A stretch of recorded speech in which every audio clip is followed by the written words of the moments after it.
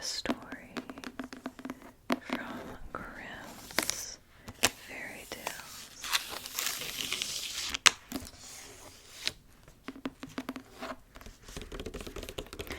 As you may be able to tell, this is a brand new book that I had gotten from Barnes & Noble.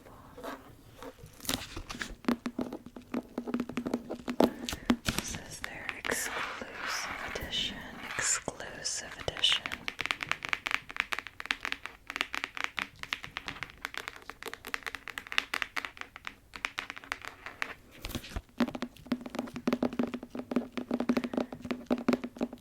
And yes, I may be a little obsessed with Grimm's Fairy Tales.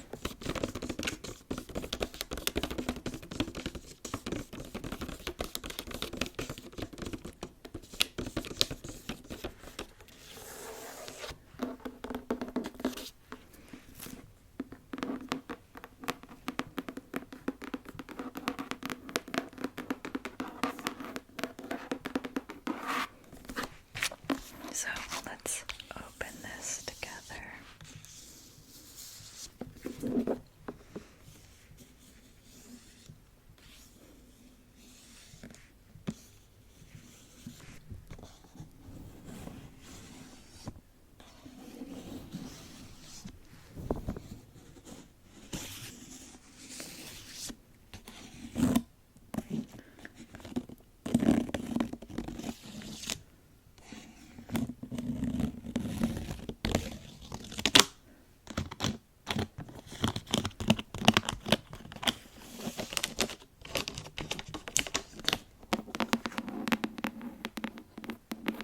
Look at how gorgeous this book is. So pretty.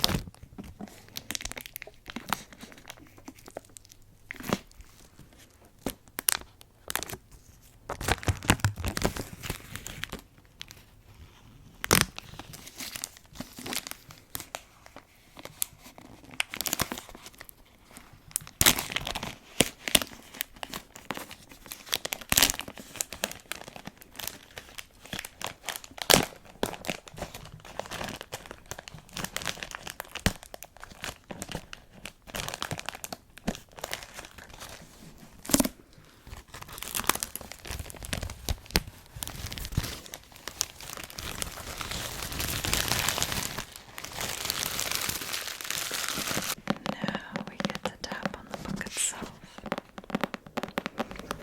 What's really neat about this is that this little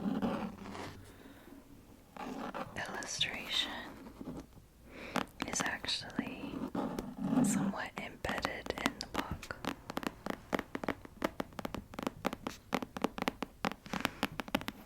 So that makes for a very nice touch. And of course, the gold foil edges, I should say. The gold foil edges are so pretty.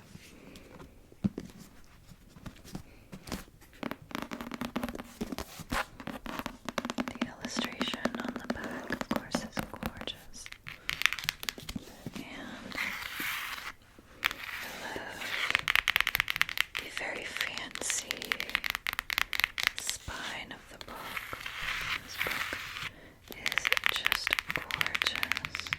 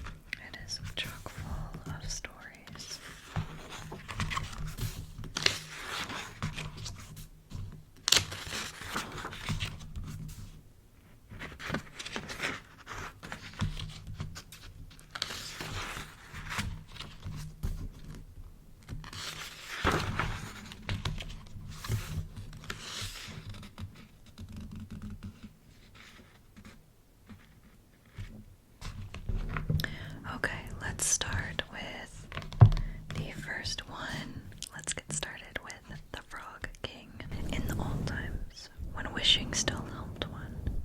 There lived a king whose daughters were all beautiful, but the youngest was so beautiful that the sun itself, which has seen so much, was astonished whenever it shone in her face.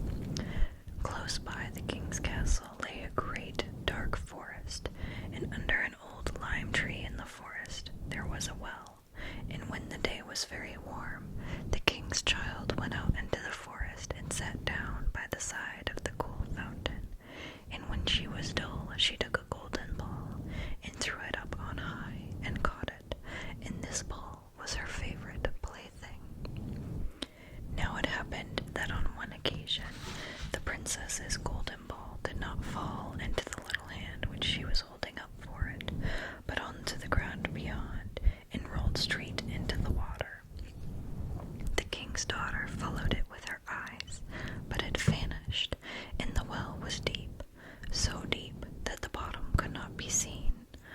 On this she began to cry, and cried louder and louder, and could not be comforted. And as she thus lamented, someone said to her, "What ails thee, king's daughter? Thou weepest so that even a stone would show pity." She looked round to the side from whence the voice came, and saw a frog stretching forth its thick, ugly head from the water. "Ah, old water splasher, is it thou?" said she. "I am weeping for my golden ball, which has fallen into the well." "Be quiet and do not weep," answered the frog. "I can help thee, but what wilt thou give me if I bring thy plaything up again?" "Whatever thou wilt have, dear frog," said she, "my clothes, my pearls and jewels, and even the golden crown which I am wearing." The frog answered, "I do not care for thy clothes, thy pearls and jewels, or thy golden crown, but if thou wilt love me and let me be thy companion and playfellow, and sit by thee at thy little table, and eat off thy little golden plate, and drink out of thy little cup, and sleep in thy little bed, if thou wilt promise me this, I will go down below, and bring thee thy golden ball up again." "Oh yes," said she, "I promise thee all thou wishest, if thou wilt but bring me my ball back again." She, however, thought, "How the silly frog does talk. He lives in the water with the other frogs, and croaks, and can be no companion to any human being." But the frog, when he had received this promise, put his head into the water and sank down, and in a short while came swimming up again with the ball in his mouth, and threw it on the grass. The king's daughter was delighted to see her pretty plaything once more, and picked it up and ran away with it.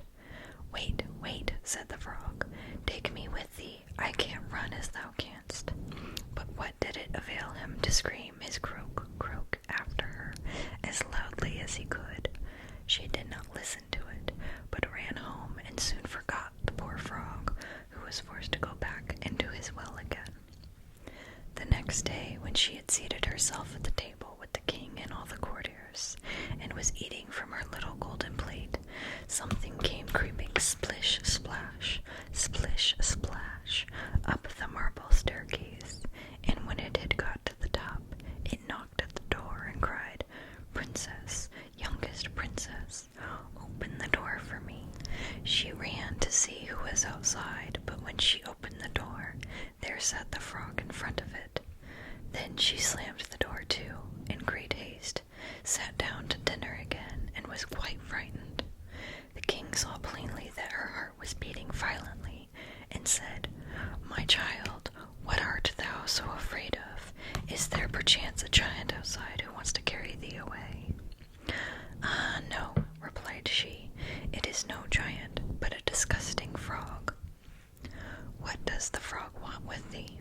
"Ah, dear father, yesterday as I was in the forest, sitting by the well, playing, my golden ball fell into the water, and because I cried so, the frog brought it out again for me, and because he so insisted on it, I promised him he should be my companion, but I never thought he would be able to come out of the water, and now he is outside there, and wants to come in to me."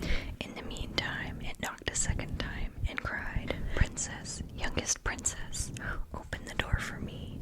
Dost thou not know what thou saidst to me yesterday, but the cool waters of the fountain. Princess, youngest princess, open the door for me. Then said the king, that which thou hast promised must thou perform. Go and let him in. She went and opened the door, and the frog hopped in and followed her step by step to her chair. There he sat and cried, Lift me up beside thee.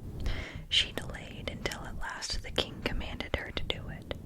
When the frog was once on the chair, he wanted to be on the table, and when he was on the table, he said, Now push thy little golden plate nearer to me, so that we may eat together. She did this, but it was easy to see that she did not do it willingly. The frog enjoyed what he ate, but almost every mouthful she took choked her. At length he said, I have eaten and am satisfied. Now I am tired. Carry me into thy little room and make thy little silken bed ready, and we will both lie down and go to sleep. The king's daughter began to cry, for she was afraid of the cold frog, which she did not like to touch, and which was now to sleep in her pretty clean little bed. But the king grew angry and said, He who helped thee when thou wert in trouble ought not afterwards to be despised by thee. So she took hold of the frog with 2 fingers, carried him upstairs, and put him in a corner. But when she was in bed, he crept to her and said, I am tired. I want to sleep as well as thou. Lift me up, or I will tell thy father. Then she was terribly angry, and took him up, and threw him with all her might against the wall. Now thou wilt be quiet, odious frog, said she. But when he fell down, he was no frog, but a king's son with beautiful, kind eyes. He, by her father's will, was now her dear companion and husband. Then he told her how he had been bewitched by a wicked witch, and how no one could have delivered him from the well but herself, and that tomorrow they would go together into his kingdom. Then they went to sleep, and next morning when the sun awoke them, a carriage came driving up with 8 white horses, which had white ostrich feathers on their heads, and were harnessed with golden chains, and behind stood the young king's servant, Faithful Henry. Faithful Henry had been so unhappy when his master was changed into a frog that he had caused 3 iron bands to be laid round his heart, lest it should burst with grief and sadness. The carriage was to conduct the young king into his kingdom. Faithful Henry helped them both in, and placed himself behind again, and was full of joy because of this deliverance. And when they had driven a part of the way, the king's son heard a cracking behind him, as if something had broken. So he turned round and cried, Henry, the carriage is breaking. No, master, it is not the carriage. It is a band from my heart, which was put there in my great pain when you were a frog and imprisoned in the well. Again and once again, while they were on their way, something cracked, and each time the king's son thought the carriage was breaking, but it was only the bands which were springing from the heart of Faithful Henry, because his master was set free and was happy. And this